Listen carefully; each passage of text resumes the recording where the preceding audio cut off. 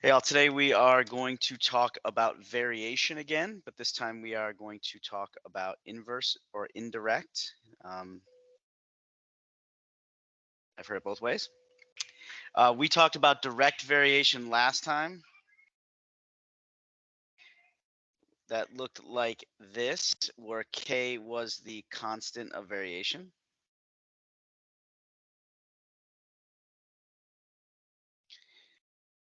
And our inverse or indirect variation is going to be very similar. We're going to have K. K is still going to be the constant of variation. It's going to look slightly different. It's going to look like this, where K is on top of a fraction and X is on the bottom. K is still the constant of variation.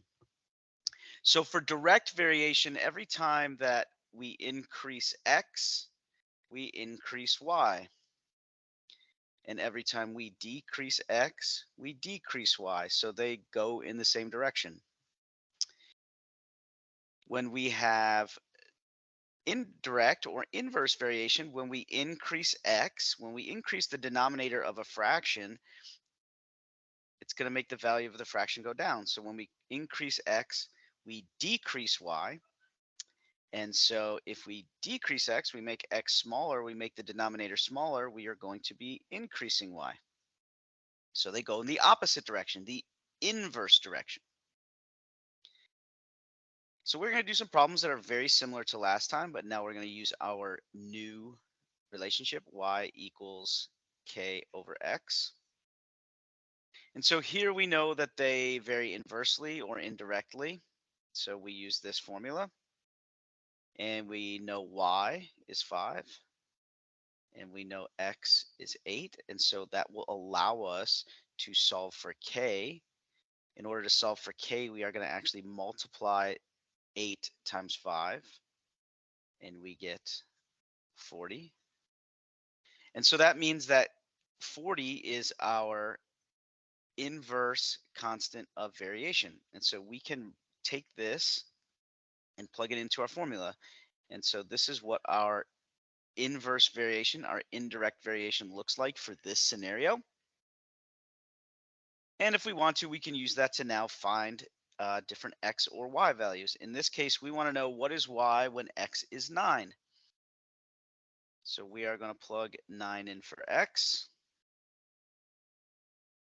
And we can get a decimal for that, which is 4.444 repeating, or on Desmos, hopefully we know now that we can turn that into a simplified fraction, and that simplified fraction is the same as it was when it started. So that's as simple as it gets. And so that process can be repeated for any inverse variation, any indirect variation. We have this relationship. If we know Y and we know X for 1 point, this is a line, by the way. If we graph this, it would be a line. And so X and Y, they make coordinates that are on that line. So this example, we have a 0.87 that's on our inverse or indirect variation line. And so plugging that point in allows us to solve for K, our constant of variation. So we are again going to multiply 8 times 7 and get 56. And that is our constant of variation. So we can go back now and plug this in for K and get our formula. And now we're able to find any Y value if we know the X value, or any X value if we know the Y value. In this case, we know that X is 1, and we want to know what is Y. Well, 56 divided by 1, in fact, is just 56. And there you have it. So we solved for our constant of variation that allowed us to write an equation and solve for a missing value.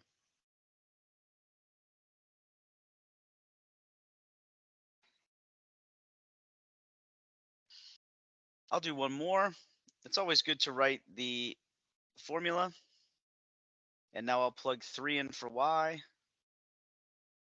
and 14 in for X. I'm going to end up multiplying this 14 by 3. to get 42, and that is our constant of variation.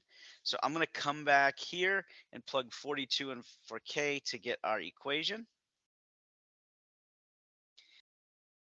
We could graph this if we wanted to. That's not what we're doing right this minute, but we could. And we want to know on this line, if x is 7, what is y going to be? And so you could actually graph it and go find where x is 7 if you wanted to. Or we can just simplify 42 divided by 7. That's nice and neat. It's actually 6. So if we were to graph this line, we would have a point on that line where x is 7 and y is 6. And we can actually go and look here, see where x is 14 and y is 3. When I go from 14 to 7, x is actually decreasing, and y goes from 3 to 6, that is increasing, which is inverse or indirect or opposite, which is what should be happening for an inverse variation. And so I have 10 problems. Those first 3 problems were labeled 1 through 3, so your 10 problems will be labeled 4 through 13. So please do these. If you need help at any point, please do ask. It's best that you ask before you get started if you are confused on those first 3 problems I did. If not, go ahead, do your best. Ask me when you need help. I will absolutely help you, and good luck.